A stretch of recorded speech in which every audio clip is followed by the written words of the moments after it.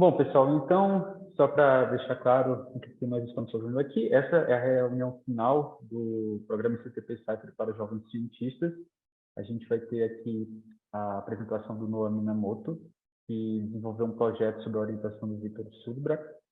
E, então, é isso. Essa é a apresentação que vai fechar esse ciclo de mais ou menos um ano, né, onde o Noah esteve trabalhando com o Vitor. E obrigado a todo mundo que está presente. Noah, fica à vontade. Quando você quiser, pode começar a apresentação.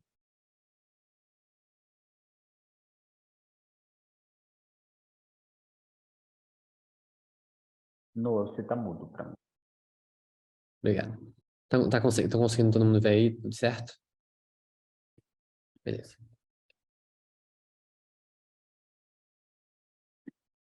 Tá.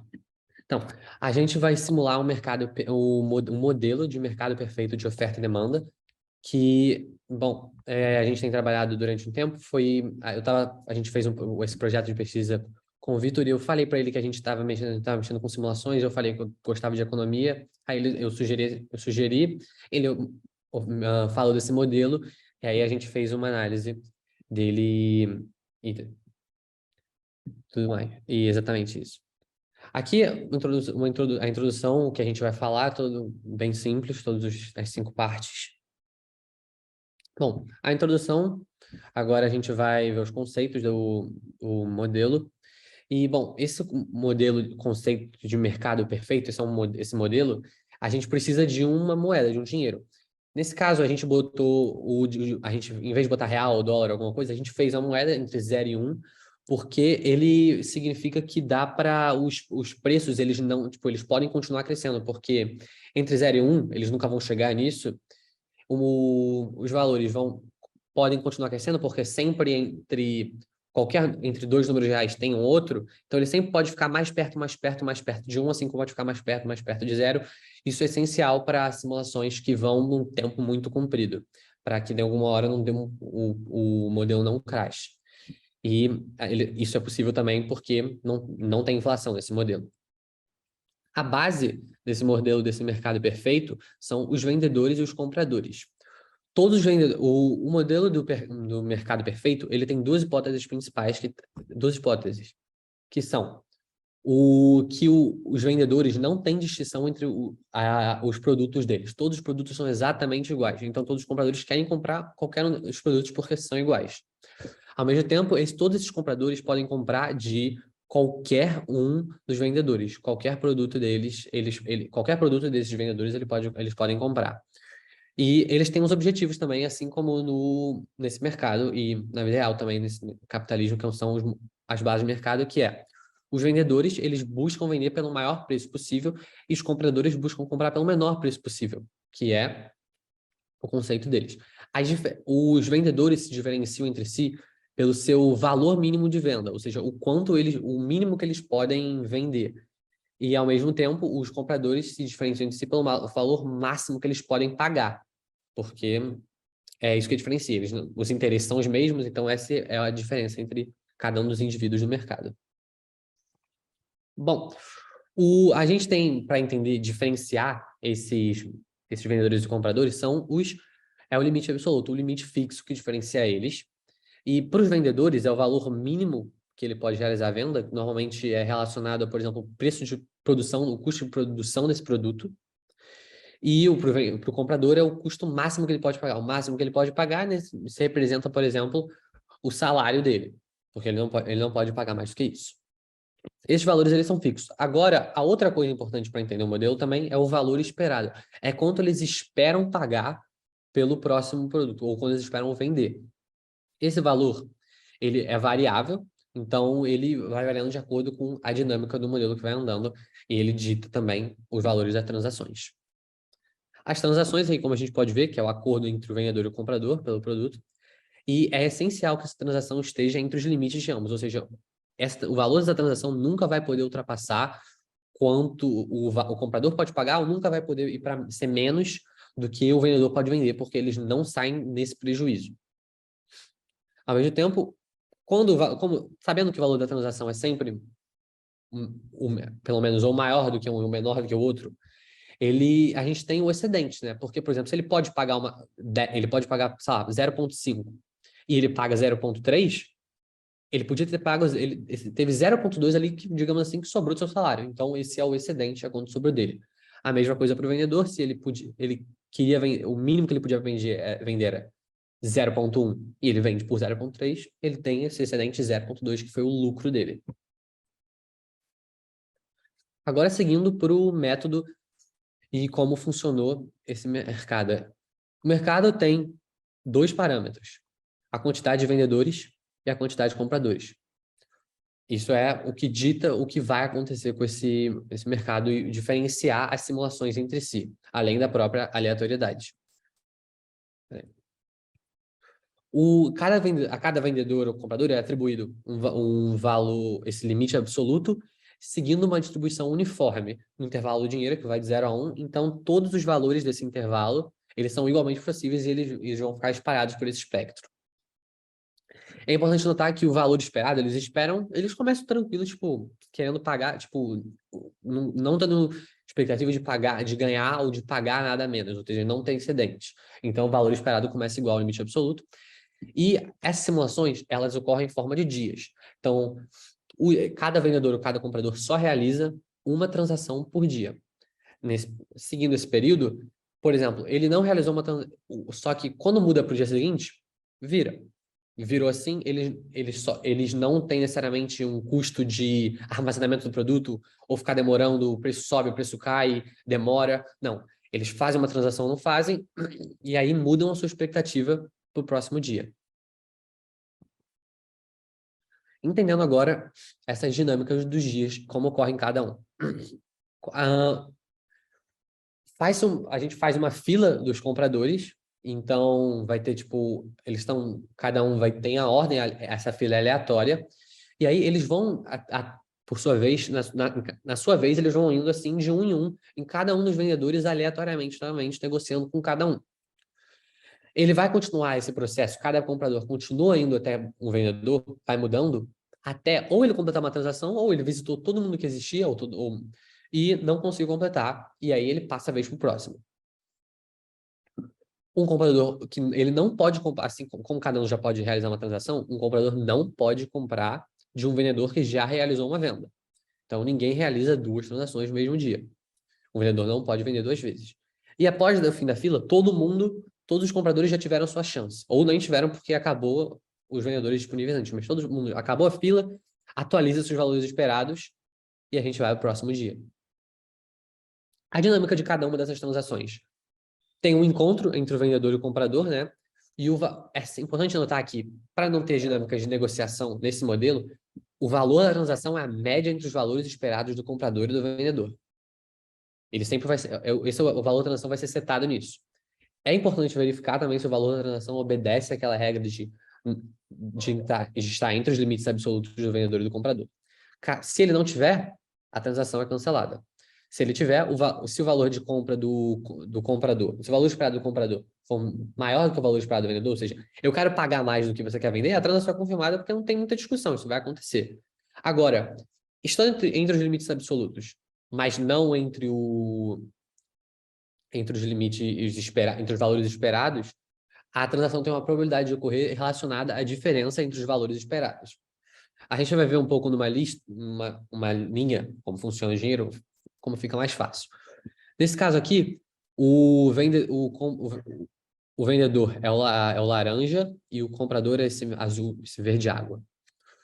Se esses limites absolutos estão muito distintos, ou seja, por exemplo, eu sou o vendedor, ele tem que vender, ele só pode receber o que está para a direita, porque senão ele vai receber menos. E o comprador, ele só pode pagar indo para a sua esquerda, do limite absoluto. Nesse caso, eles não têm um ponto de interseção aqui no meio, ou seja, essa transação não vai acontecer. Nesse caso aqui, a transação sempre vai acontecer. Porque pensa comigo, essa transação ela vai acontecer. Por quê? O vendedor, ele pode tudo para a direita. E ele está disposto a receber, menos ali. Agora, ao mesmo tempo, o comprador está disposto a pagar tudo isso. Se ele está disposto a pagar mais do que está disposto a receber, esse encontro dos de cima está garantido, então essa transação sempre vai acontecer.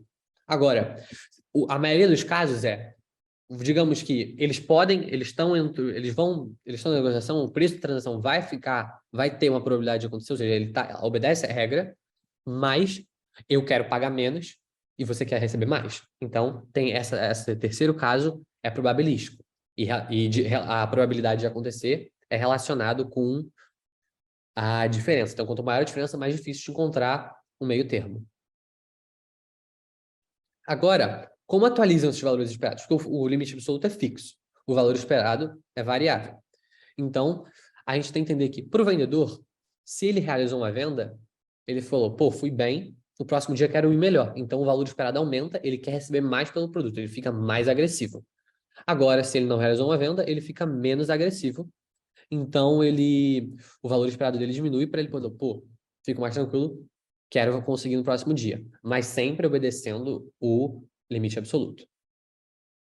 O comprador, ele também, se ele realiza uma compra, ele fica mais agressivo. Só que a agressividade dele é o oposto. Se ele realizou uma compra, ele quer pagar menos no dia seguinte. Então, o valor esperado diminui.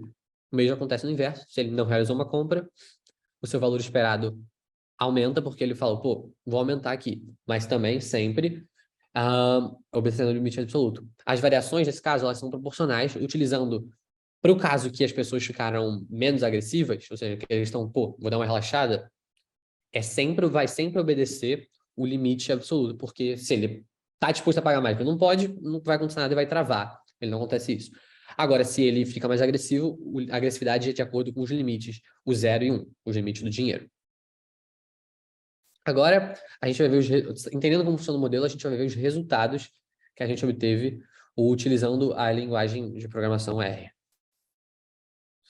Bom, o modelo perfeito, o mercado perfeito, o modelo de mercado perfeito, ele diz que o mercado ele se autorregula. Isto é, ele chega num equilíbrio, com o tempo, ele vai se autorregular e chegar nesse equilíbrio, e esse equilíbrio maximiza os excedentes médios dos compradores e vendedores. Maximiza o excedente, não, o lucro, quanto sobra dinheiro para cada um. A gente está vendo aqui dois gráficos de uma simulação com 150 vendedores e 150 compradores. Na esquerda, a gente vê aqui, tá pequena variação, mas que logo o preço do mercado se regula. Então, o preço fica na média ali. Ou seja, ele fica mais ou menos na média, como ninguém está puxando a corda para um lado, ele fica na média, então ele fica ele fica ali em volta de 0,5, e na direita é vista uma variação mais clara. Ou seja, tem um excedente médio disso. O excedente, né, o lucro, com o tempo, ele vai maximizando esse excedente médio. Ou seja, o que é o excedente médio? Todos os excedentes, os excedentes dividido pela quantidade de transações, ou seja, o excedente de cada transação. Ele maximiza o excedente médio das transações. Porque, às vezes, tem a variação diária, né? Não vende num dia, vende no outro, mas a variação, ela cresce e vai estabilizando no máximo, no melhor para todos os indivíduos. Aqui, como está dizendo aí. Agora a gente vai ver a matriz de transações, ou seja, como os vendedores e os compradores, variando no seu limite absoluto, eles conversam entre si. Aqui a gente vê o gráfico de uma simulação com 50 vendedores e 50 compradores, e é importante notar que, para ordenar eles, como eles não a distinção é o quanto eles podem pagar, o quanto eles podem vender. Então a gente ranqueou aqui, está em ordem. Então, os compradores, eles estão ranqueados, quanto mais para a direita, mais eles podem pagar, e quanto mais os vendedores, quanto mais para cima, mais eles precisam receber. Então, os vendedores da direita, eles podem pagar mais. Então, eles vão estar mais incisivos. Ao mesmo tempo, os vendedores, eles estão mais para baixo, eles podem receber menos. Então, o produto deles é mais barato. Então, fica bem claro que o mercado, ele exclui o mercado perfeito, ele exclui os vendedores e os compradores que não estão dispostos, não têm a capacidade de contribuir, de estar ativos. Como a gente pode ver, cria-se uma bolha entre todos os vendedores e todos os vendedores que podem ali, que estão, tipo, na média, que estão ali sempre dispostos a participar. E também tendo as variações entre as quantidades de transações que eles fazem entre cada um deles, como qualquer simulação. Aqui a gente vê que o mercado exclui os indivíduos com os piores preços. Agora, outra lei do mercado que a gente ouve direto é a lei da oferta e da demanda. que a gente sabe que diz, quanto maior a oferta, quando a oferta sobe, o preço cai, e quando a demanda sobe, o preço sobe. A gente tem agora uma tabela com preço médio no equilíbrio de 25 simulações, em que a gente variou a quantidade de vendedores e compradores, que significa variar a oferta e a demanda.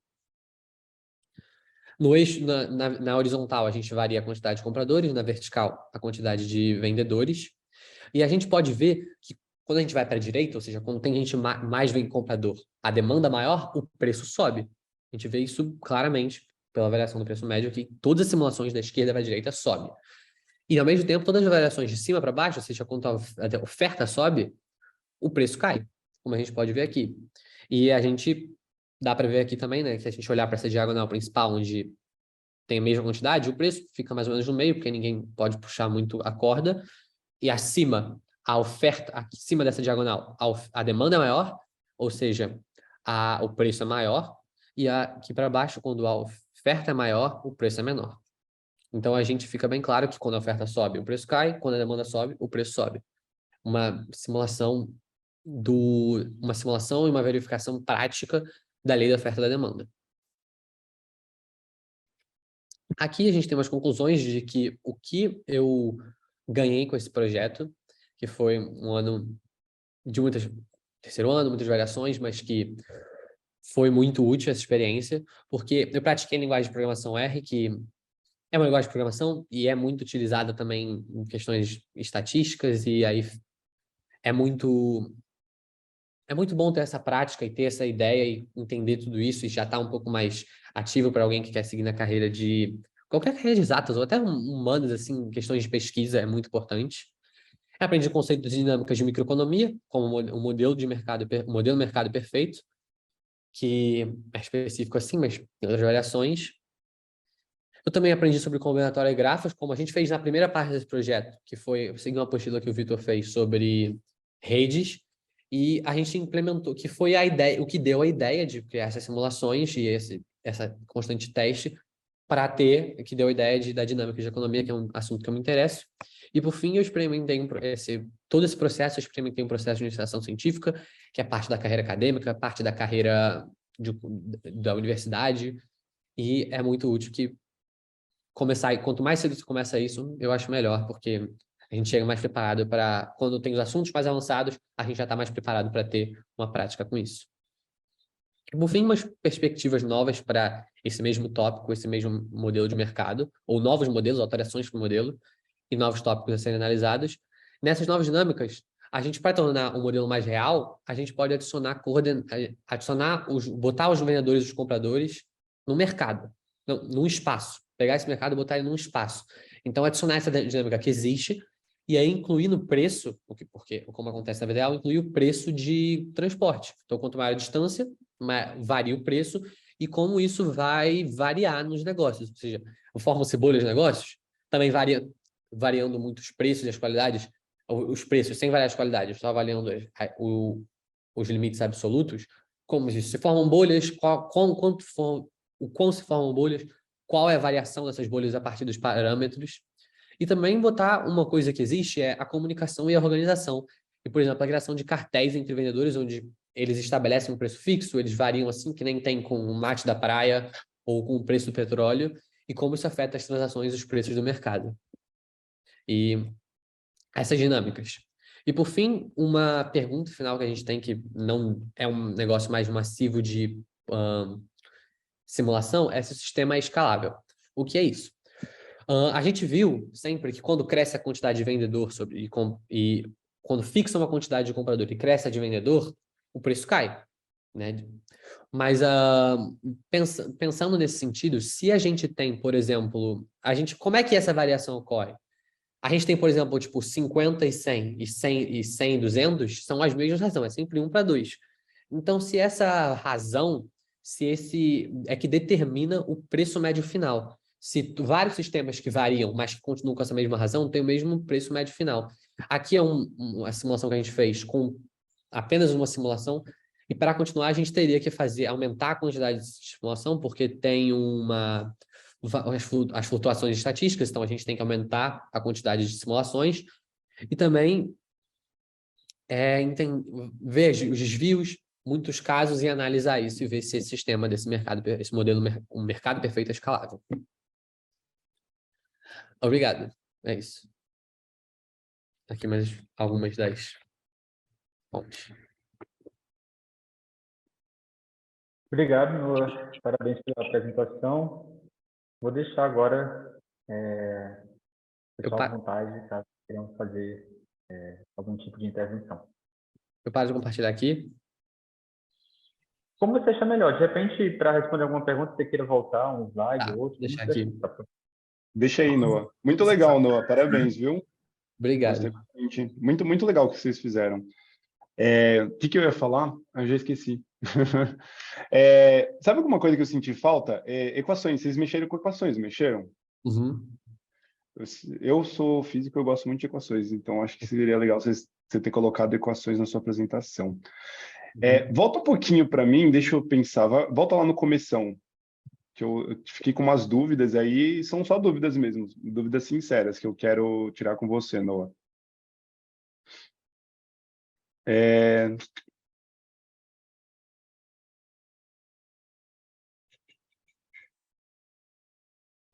Acho que a primeira dúvida, assim, ó, de modo geral, você já falou isso lá no começo.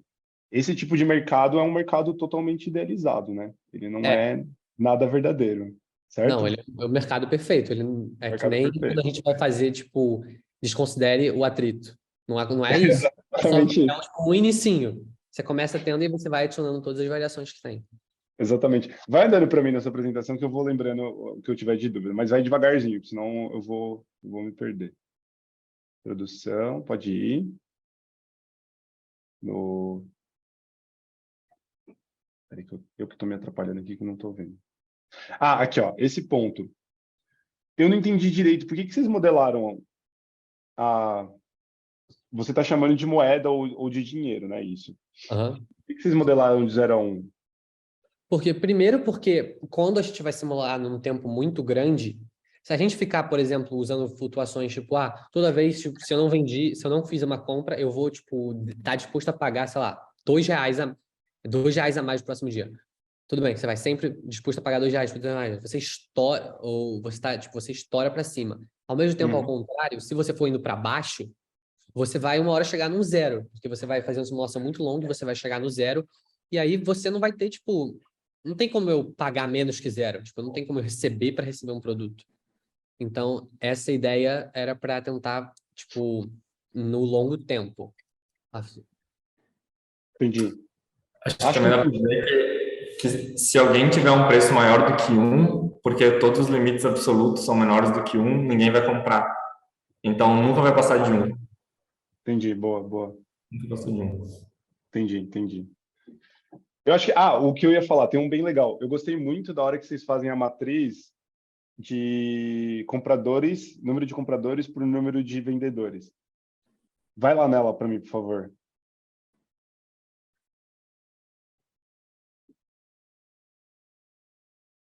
Foi.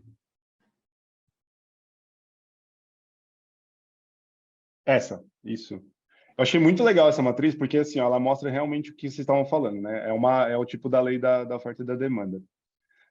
E aí eu fiquei pensando assim na hora, Noah, e se você tem, por exemplo, uma das coisas que você está pensando em fazer depois, que é fazer cartéis? Como que tipo, essa matriz vai aparecer? Você vai ver tipo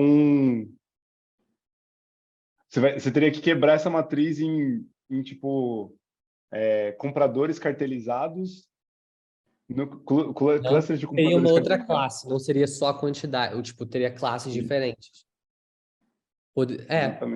Eu acho que seria uma visual, a gente teria que criar um outro tipo, como é que fala?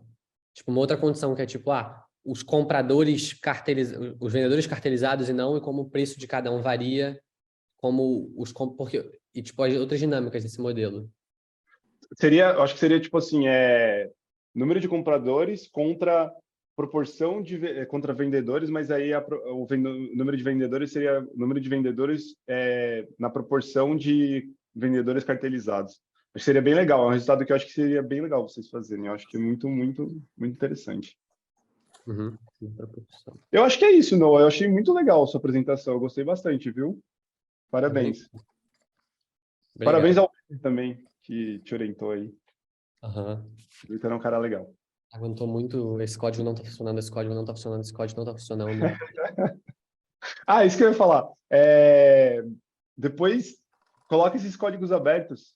É bem legal esse tipo de exercício para quem está aprendendo R, sabia? O pessoal que aprende R, ele para quem você já sabe R, mas para quem não sabe R, é bem legal esse tipo de código e deixar ele aberto é um incentivo às pessoas a aprenderem R, tá?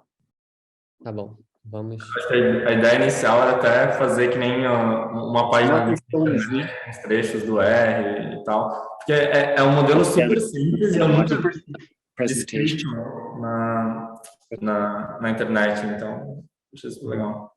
Exatamente isso. Tá bom, vai, claro. Eu queria perguntar uma coisa. Eu achei muito legal também, e inclusive à medida que você foi apresentando, eu só fiquei pensando na escola de verão, como estudaria um projeto de repente para trabalhar na escola de verão que a gente vai ter. Mas eu queria perguntar o seguinte, assim, também do lado de um leigo, mas realmente, como o Rafael falou, uma coisa que eu queria entender mesmo. Vocês partem de um modelo simplificado, como você falou, do mercado ideal, né? E em relação a essa lei da oferta e da demanda, eu estou pensando aqui em coisas que eu leio assim como uma pessoa que se interessa por economia, mas que também não trafega. Me parece que você, se a gente fosse usar uma nomenclatura assim do debate em economia, você foi mais para um lado, digamos assim, ortodoxo da economia, tá? E eu queria saber o seguinte: até que ponto, se você realmente colocar variáveis que vão aos poucos tornando esse modelo seu um pouco mais distante da idealidade, um pouco mais próximo da realidade, até que ponto essa lei da oferta e da demanda ela vai se manter, ou qual vai ser o desvio que você espera dela? Porque muitas vezes fala dessa lei, né, assim, e me parece que eu, como um leigo, me parece que ela funcionaria melhor para um caso ideal. Então, Sim, como é não, que com isso certeza. aconteceu?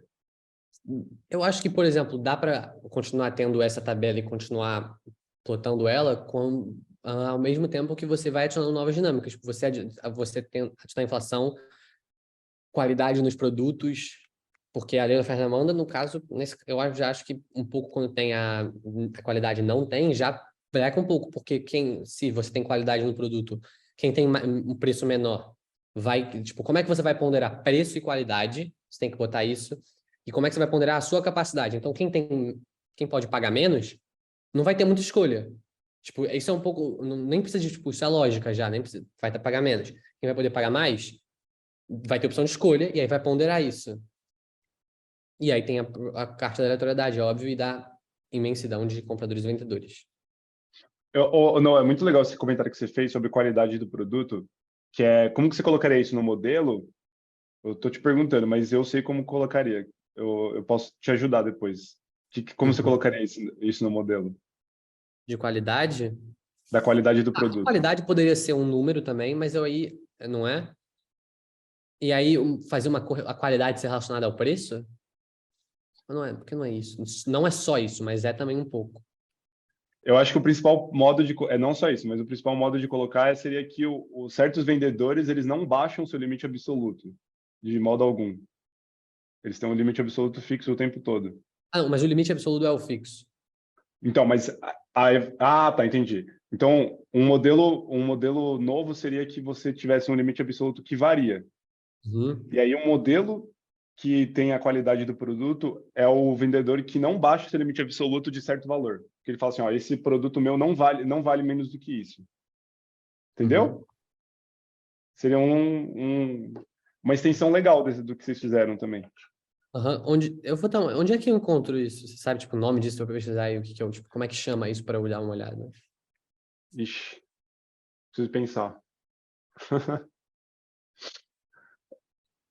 Então, na pergunta do Lucas, seria assim, mais ou menos. Tem um conceito que é, tipo... Por que existe marketing, por exemplo? Porque marketing faz parte tipo, do que as pessoas acham da qualidade do seu produto. Exatamente isso. O marketing é um modo de você fazer as pessoas pagarem um valor maior do que o seu produto vale. Então, você tem um lucro maior. Por isso que o marketing é importante, né? Por isso que toda indústria, todo serviço, toda mercadoria tem uma indústria de marketing por trás, entendeu? Uhum. Então, por exemplo, isso seria, de modo simplista, assim, colocar marketing no seu modelo, né? Como que você força os compradores a comprarem de modo de comprarem produtos mais caros, te maximizando o seu lucro. Uhum. Esse é um modelo um pouco mais realista do que esse. Eu acho que é um modelo mais legal também, assim. Qualidade, modelo de qualidade, marketing. Marketing também é tipo um elemento de qualidade, porque Um elemento de qualidade também. Exatamente. ele faz o que as pessoas pensam, e é isso que É. importa. Por exemplo, se a gente for pensar assim, ó, tem vários mercados. Tem mercado de luxo. O mercado de luxo, ele não baixa o valor das mercadorias deles, porque eles convencem os compradores de que aquela mercadoria deles, além dela valer o que é do que ela é feita, ela vale ainda mais ainda. Ela tem um valor a mais ainda. Isso Uhum. é tão forte assim no mundo que às vezes o maior valor da mercadoria não é o valor do que ela é feita, é o valor do que ela... Oi? A imagem. É o valor da imagem, é o valor do marketing dela, exatamente Uhum. isso. Para falar um pouco assim, tem um filósofo, economista, que ele é muito ligado à esquerda, que é o Karl Marx. E ele nomeia isso de fetiche da mercadoria. O capitalismo ele tende a colocar as coisas para serem vendidas por um valor maior do que verdadeiramente elas têm. Uhum. E a gente vive nisso. A gente vive nisso. Exatamente isso. Muitas coisas para botar no modelo. Não, mas Mas você por isso eu achei que ficou sensacional, muito legal. muito Tem muita legal. coisa interessante. E o Noah não comentou, mas a gente testou várias coisas. Por exemplo, se você troca, ao invés de ordenar primeiro os compradores, ordena os vendedores. Ou se você faz uma ordem de pares e testa todos os pares em sequência. Então, a gente testou diferentes formas de randomizar esse sistema, coisas assim. A gente chegou num ponto que a gente não viu que não tinha uma diferença muito grande e o tempo que demora para computar quando tem todos os pares para ficar reeliminando tudo é tipo muito grande. Então a gente também tem o limite da computação. Entendi. Não, mas a gente fez bastante coisa com esse modelo. Eu espero que o Noah tenha gostado de iniciação científica, tenha visto que às vezes a gente não tem a resposta para tudo, mas a gente escreve um código, um programa, bota para rodar e a gente descobre a resposta. Uhum. Muito bom, isso é muito bom. Parabéns, viu, Noah? Gostei bastante. Obrigado. Muito legal. Bom, pessoal, então, se não temos mais nenhum comentário, quero só mais uma vez agradecer, antes de mais nada, o Vitor por ter topado esse desafio de orientar o Noah ao longo desse ano. Para a gente é muito legal, é um programa que a gente queria já fazer há muito tempo e que a gente ainda está começando, está vendo como é que passa isso presencial, como é que a gente consegue fazer uma coisa, digamos assim, que a gente consiga manter mesmo constante, mas eu acho que foi ótimo, estou bastante contente, então muito obrigado, Vitor, por todo o tempo aí que você dedicou a isso, ao projeto. E, claro, Noah, mais uma vez, parabéns. E também obrigado por ter participado, por ter se interessado pelo Muito projeto. legal. Muito legal. E ainda mais você que foi um dos estudantes que fez bastante coisa com a gente, né? Mini cursos, participou de várias coisas. Eu acho que fico bem contente de saber que você pôde aproveitar bastante as nossas atividades ao longo do seu ensino médio. Muito. E espero que algum dia talvez você possa, de repente, estar no lugar do Vitor, né? Fazendo aí, Com certeza. Uhum. de repente, orientar alguém algum dia e participar do projeto por outro lado. Então, fico Muito bastante contente. E obrigado a você, Lucas, por ter organizado essa dinâmica e o CTP também, por ter feito esse teste, essa experiência. Foi muito legal para a gente também. Aprendi bastante com o Noah. Obrigado, eu agradecer a vocês. Obrigado, Lucas, por ter feito, porque eu tô fazendo coisa com o CTP desde a pandemia e foi uma coisa que ajudou muito, que, tipo, pelo menos foi um dos jeitos que eu não fiquei parado, aproveitando o tempo livre, Porque fazer isso sozinho não tem tanta graça. É muito mais legal quando você tá, tipo, junto e você estando fazendo lá. Foi muito útil e fazendo as coisas, assim, engajado em todos os minicursos ou os cursos grandes, assim, do ano, mesmo que tenha parado, assim, foi. E o projeto de iniciação científica foi um negócio que eu sempre, tipo, tinha na cabeça, mas eu nunca tinha, tipo, como é que faz e foi muito bom ter feito isso. Obrigado, Vitor, por ter aguentado muita... E aí, o que que fica, como é que faz? Tem muito tempo. Faz parte. E muito obrigado também para o Rafa, que aceitou vir aqui participar e assistir e dar os comentários. Foi muito legal. Espero que o nosso anime agora a colocar marketing e qualidade nos produtos. Vamos ver. Tenho 6 meses sabáticos ano que vem, vai dar muito tempo para ficar assim, fazendo as coisas. Obrigado, Rafa, pelas dicas e pelo... Às Obrigado vezes eu por... fico, tipo, eu sei a ideia, mas, tipo, eu não sei o nome, não sei como é que faz, tipo, e ajuda muito saber, tipo, esses nomes e coisas que as pessoas também já fizeram, mas que, tipo, eu vou ganhar a prática com a língua, com a linguagem, vou ganhar o conhecimento, tipo, eu vou construir de um jeito diferente, que é muito mais legal do que só ficar lendo. E ajuda, né, a saber as coisas, saber o que procurar e não ficar tão perdido e não empacar tanto. Totalmente. Parabéns, viu, Noah? Muito legal. Obrigado. Bom, então é isso, pessoal. Obrigado a todo mundo. Deixa eu encerrar aqui a gravação.